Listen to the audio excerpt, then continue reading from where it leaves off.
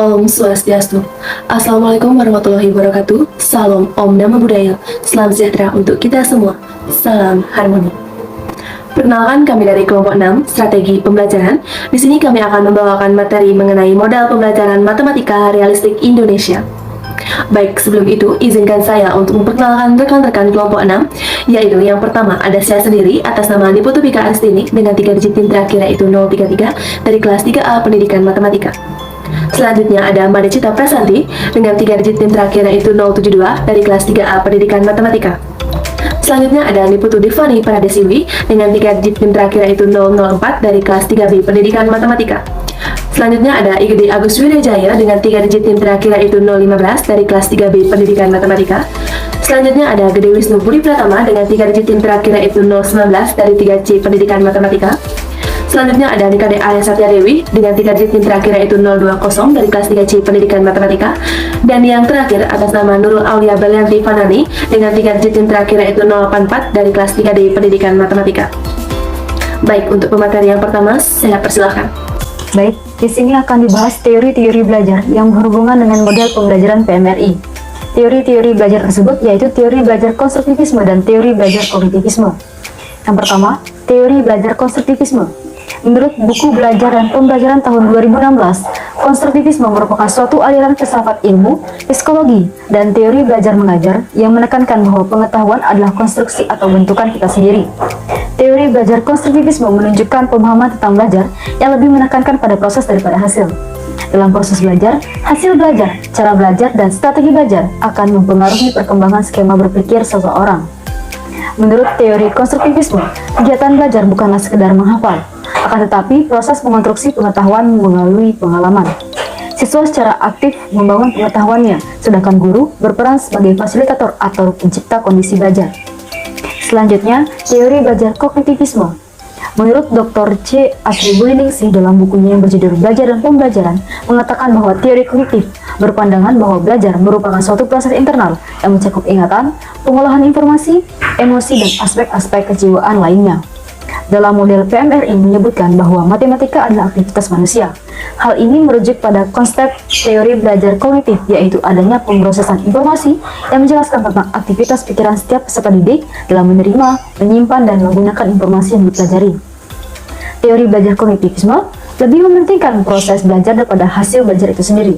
Selain itu juga, teori kognitivisme mengungkapkan bahwa belajar yang dilakukan individu adalah hasil interaksi mentalnya dengan lingkungan sekitar, sehingga menghasilkan perubahan pengetahuan atau tingkah laku. Baik, untuk materi selanjutnya akan dijelaskan oleh rekan saya. Terima kasih. Baik, di sini saya akan memaparkan materi mengenai pengertian PMRI. Pendidikan Matematika Realistik Indonesia banyak diungkapkan oleh beberapa ahli. PMRI atau biasa disebut Realistic Mathematics Education adalah suatu teori dalam pembelajaran yang bertitik tolak dari hal-hal yang bersifat reality atau pernah dialami oleh peserta didik, menekankan keterampilan proses, berkolaborasi, dan juga berargumentasi dengan teman sekelasnya. Nah, dalam pendekatan PMRI ini lebih banyak menekankan peran siswa di mana guru itu tidak lebih berperan hanya sebagai fasilitator, moderator, atau evaluator. Selanjutnya pada PMRI, masalah konseptual atau nyata akan diberikan di awal pembelajaran. Selain menggunakan masalah yang konseptual yang dipahami oleh siswa, proses pembelajaran dalam PMRI juga mengutamakan student oriented di mana tidak lagi menggunakan teacher oriented. Selanjutnya mengenai model pembelajaran PMRI. Nah, menurut Graeber Major ada 3 prinsip utama dalam model pembelajaran PMRI. Yang pertama yaitu ada Guide, Reinvention, and Progressive. Nah, prinsip ini berarti penemuan kembali dan matematis secara terbimbing. Dalam prinsip inilah siswa akan diberi kesempatan untuk mengetahui apa saja jenis permasalahan konseptual dengan solusi berbagai kemungkinan. Selanjutnya akan dirancang prosedur pemecahan masalahnya. Selanjutnya yang kedua itu ada Didactyl Phenomenology. Nah, prinsip ini berarti fenomena yang bersifat dididik, di mana dalam prinsip ini siswa akan ditekankan pentingnya masalah konseptual dalam memperkenalkan topik matematika kepada peserta didik. Yang terakhir ada Self-Development Models. Nah, prinsip ini berarti pengembangan model sendiri. Dalam prinsip ini, siswa dapat mengetahui pengetahuan informal dalam matematika, sehingga siswa dapat memecahkan suatu masalah konseptual dengan mengembangkan model tersendiri. Baik, sekian presentasi yang dapat saya sampaikan. Untuk materi selanjutnya akan dibahas oleh rekan saya. Terima kasih. Nah, pada kesempatan kali ini, saya akan membahas mengenai unsur-unsur PMRI, terkhususnya mengenai sintaks dan prinsip reaksi. Baik, langsung saja ke pembahasan mengenai sintaks. Sintaks model PMRI ini dapat dilaksanakan melalui 4 tahap, yaitu yang pertama, memahami masalah kontekstual. Pada tahap ini, guru dapat memberikan pertanyaan atau permasalahan kontekstual dalam bentuk soal kepada siswa dan memintanya untuk memahaminya. Selanjutnya, siswa berusaha memahami permasalahan kontekstual yang diberikan oleh guru. Lalu yang kedua, memahami masalah kontekstual. Guru meminta siswa untuk menyelesaikan masalah kontekstual yang sudah diberikan pada LKS secara mandiri. Nah, kegiatan siswa adalah mencoba menyelesaikan permasalahan tersebut dengan baik dan diharapkan menyelesaikan dengan kemampuannya sendiri. Lalu yang ketiga, ada membandingkan dan mendiskusikan jawaban. Guru mengarahkan siswa untuk membuat kelompok belajar dengan anggotanya yang terdiri dari menyesuaikan terhadap masalah yang diberikan. Lalu siswa diminta untuk mencari terlebih dahulu penyelesaian secara mandiri. Selanjutnya, siswa akan bersama-sama mencari penyelesaian masalah tersebut. Sedangkan tindakan siswa adalah aktif untuk mencari kelompok dan mengutarakan ide, serta siswa membuat dan mengkonstruksikan gagasan mereka. Lalu yang keempat, menarik kesimpulan. Guru mengarahkan siswa untuk menarik suatu kesimpulan akhir dari permasalahan yang sudah disajikan, yaitu dengan cara mendiskusikan dan membandingkan jawaban setiap perwakilan kelompok. Dan siswa menyimpulkan pemecahan masalah tersebut, yaitu dengan cara membandingkan dan mendiskusikan jawaban dengan siswa lainnya. Selanjutnya adalah pembahasan mengenai prinsip reaksi. Di sini saya akan menjelaskan beberapa prinsip reaksi yang diharapkan dalam model pembelajaran PMRI. Yaitu yang pertama, guru menjaga suasana kelas agar kondusif untuk kegiatan pembelajaran. Nah, dalam kegiatan pembelajaran di sekolah jenjang manapun, salah satu sikap yang wajib dilakukan oleh guru adalah menjaga kekondusifan kelas. Lalu yang kedua, memberikan kesempatan siswa menggunakan strategi sendiri dalam memecahkan masalah. Dalam hal ini, guru perlu meminimalisir atau bahkan menghilangkan memberikan materi satu arah, di mana pembelajaran dapat dilakukan berpusat kepada siswa, tetapi tetap dengan memantau siswanya. Lalu yang ketiga, guru memantulkan pertanyaan siswa kepada siswa lain dan memberikan kesempatan siswa menggunakan intuisinya. Nah, proses yang satu ini penting sebagai media konfirmasi dan negosiasi antar siswa dalam membangun pemahaman. Lalu yang keempat, guru mengungkapkan kembali pertanyaan kepada siswa dengan bahasa yang lebih sederhana.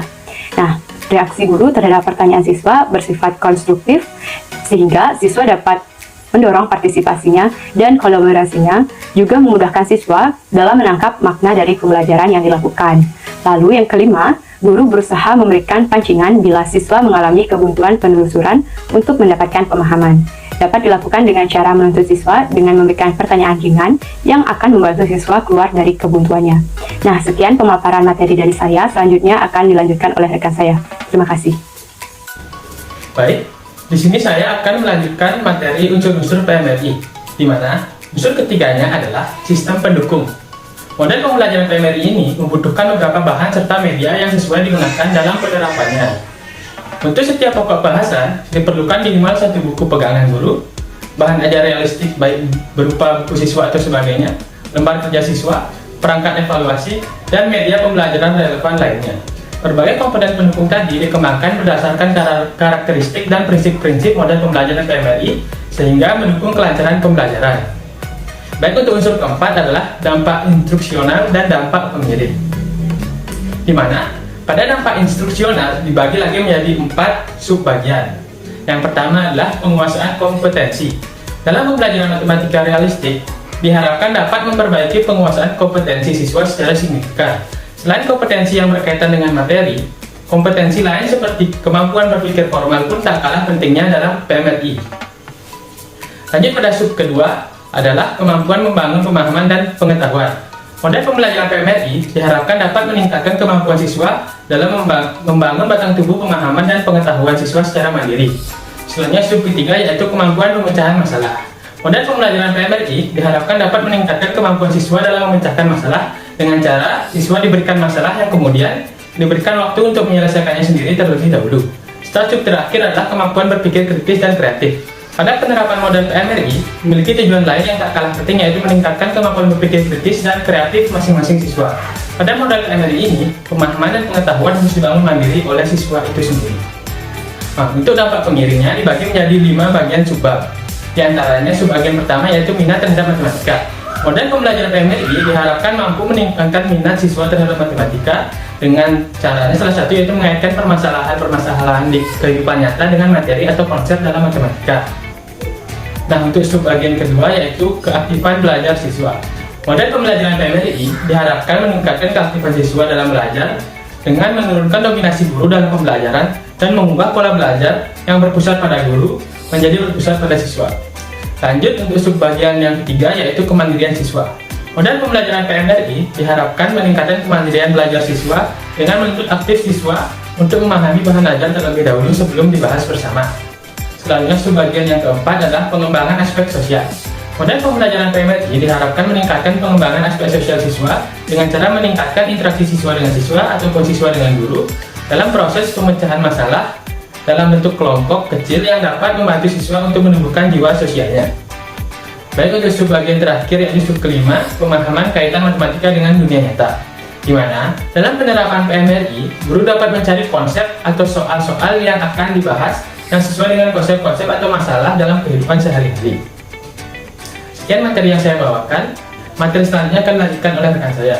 Untuk waktu dan tempat, saya persilahkan. Baik, selanjutnya di sini saya akan menjelaskan tentang prinsip-prinsip PMRI.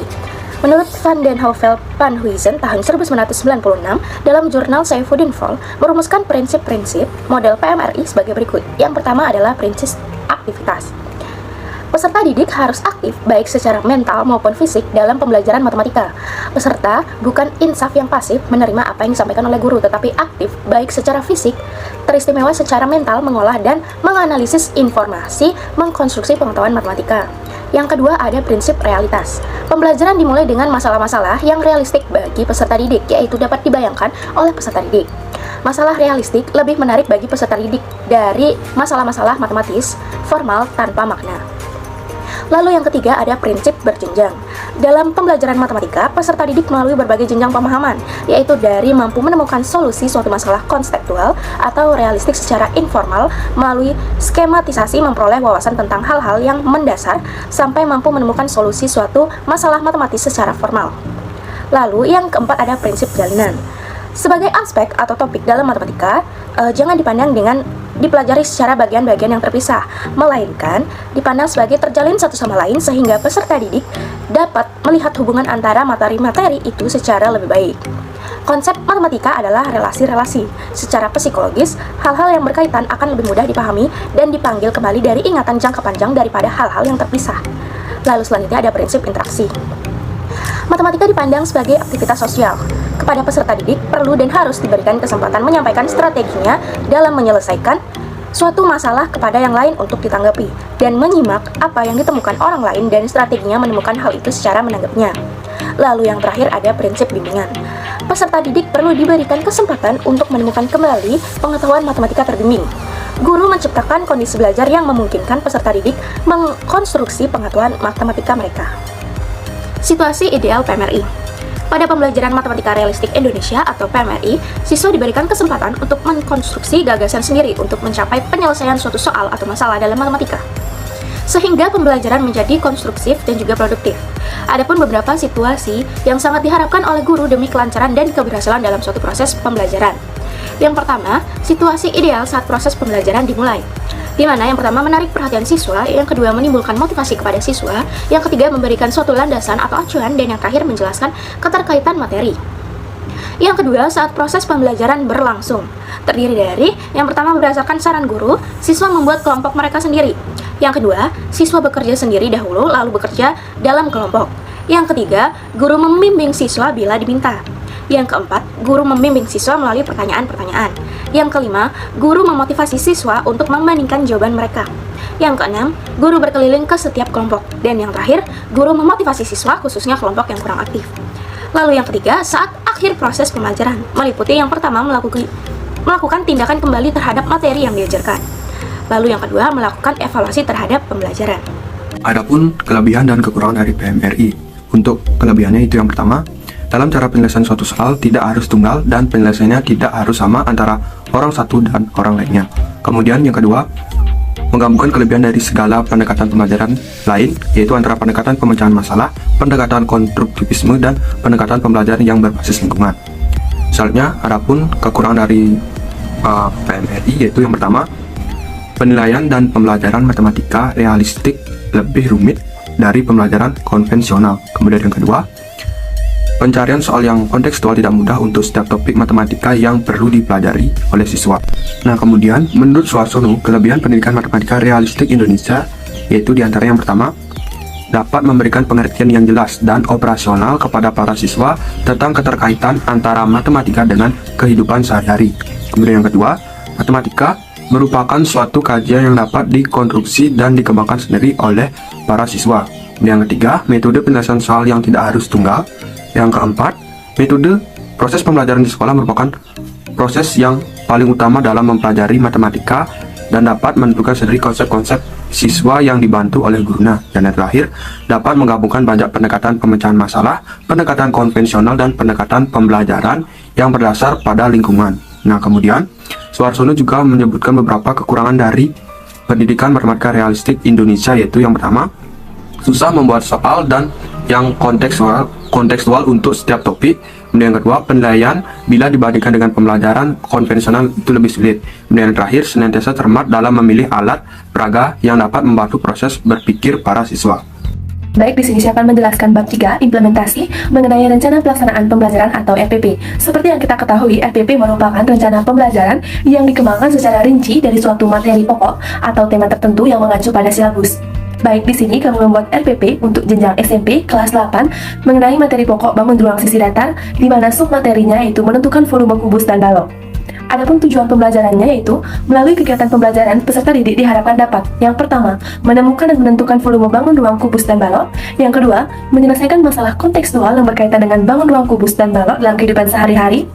Baik, selanjutnya itu model dan metode pembelajaran digunakan, di mana model pembelajarannya menggunakan Pendidikan Matematika Realistik Indonesia atau PMRI. Pendekatan pembelajaran menggunakan scaffolding learning, dan metode pembelajarannya yaitu diskusi kelompok dan tanya jawab. Baik, selanjutnya itu ada bagian C mengenai kegiatan pembelajaran, di mana pembuatan kegiatan pembelajaran ini sudah kami sesuaikan dengan sintaks yang sudah kami bahas pada bab sebelumnya. Baik, adapun deskripsi kegiatan, yang pertama itu ada pendahuluan dengan alokasi waktu 10 menit, di mana pada pendahuluan biasanya guru dan siswa itu membukanya dengan doa dan salam pembuka. Baik, selanjutnya itu ada kegiatan inti, di mana yang pertama ada memahami masalah kontekstual dengan alokasi waktu yaitu 15 menit. Dalam memahami masalah kontekstual, biasanya guru akan menginstruksikan siswa untuk membaca dan memahami gambar dan permasalahan yang terdapat pada LKS atau lembar kerja siswa. Baik, selanjutnya itu ada memecahkan masalah kontekstual selama 15 menit dengan peserta didik memecahkan masalah kontekstual yang diberikan dengan cara mereka sendiri. Baik, yang ketiga ada membandingkan dan mendiskusikan jawaban dengan alokasi waktu 45 menit. Dengan membandingkan dan mendiskusikan jawaban, peserta didik akan saling bertukar informasi dengan teman sekelompoknya. Setelah itu, perwakilan teman sekelompoknya akan mempresentasikan hasil diskusi guna membandingkan jawaban dengan kelompok lain. Nah, pada tahap ini, peserta didik akan menanggapi pertanyaan yang diberikan oleh teman kelasnya, sehingga akan terjadi diskusi secara dua arah. Pada bagian ini juga, guru berperan sebagai fasilitator, di mana guru akan membantu memfasilitasi jawaban siswa yang kurang tepat. Baik, selanjutnya itu ada menarik kesimpulan dengan alokasi waktu 10 menit, di mana peserta didik akan menarik kesimpulan berdasarkan hasil diskusi dan membandingkan jawaban. Yang terakhir yaitu ada kegiatan penutup dengan alokasi waktu 10 menit, di mana pada tahap ini guru akan memberikan tugas atau pekerjaan rumah dan ditutup dengan doa dan salam penutup. Selanjutnya bagian D mengenai penilaian hasil belajar. Di sini akan dibahas mengenai teknik dan instrumen penelitian. Adapun 3 kompetensi yang akan dibahas yaitu sikap, pengetahuan, dan keterampilan. Nah, adapun teknik penilaian sikap yaitu observasi, dan instrumen penelitiannya yaitu lembar pengamatan sikap. Selanjutnya ada pengetahuan, adapun teknik penilaiannya itu dengan teks tulis, dan instrumen penilaiannya itu lembar kerja siswa. Dan yang terakhir yaitu kompetensi keterampilan, di mana teknik penilaiannya itu mengenai observasi, dan instrumen penilaiannya yaitu format penilaian diskusi kelompok. Baik, di sini saya akan membacakan kesimpulan dari materi yang kami bahas pada pertemuan kali ini. Karakteristik dari pendekatan ini adalah memberikan kesempatan seluas-luasnya kepada peserta didik untuk mengkonstruksikan atau membangun pemahaman dan pengertiannya tentang konsep yang baru dipelajarinya. Terdapat beberapa prinsip dasar dari model PMRI, salah satunya yang dikemukakan oleh Van den Heuvel van Huizen tahun 1996 adalah prinsip aktivitas, prinsip realitas, prinsip berjenjang, prinsip jalinan, prinsip interaksi, dan prinsip bimbingan. Keunggulan modal PMRI adalah siswa tidak mudah lupa karena siswa membangun sendiri pengetahuannya, melatih keberanian siswa, melatih siswa untuk terbiasa berpikir dan mengungkapkan pendapatnya, serta sebagainya. Adapun kekurangan modal PMRI adalah siswa kesulitan dalam menemukan sendiri jawabannya karena sudah terbiasa diberikan informasi terlebih dahulu, membutuhkan alat peraga atau media pembelajaran dengan situasi pembelajaran saat itu. Baik, sekian presentasi dari kelompok 6 mengenai model pembelajaran pendidikan matematika realistik Indonesia atau PMRI. Kami tutup dengan para sandi. Om Santi Santi Santi Om. Wassalamualaikum warahmatullahi wabarakatuh. Salam Om Namo Buddhaya. Salam sejahtera untuk kita semua. Salam harmoni.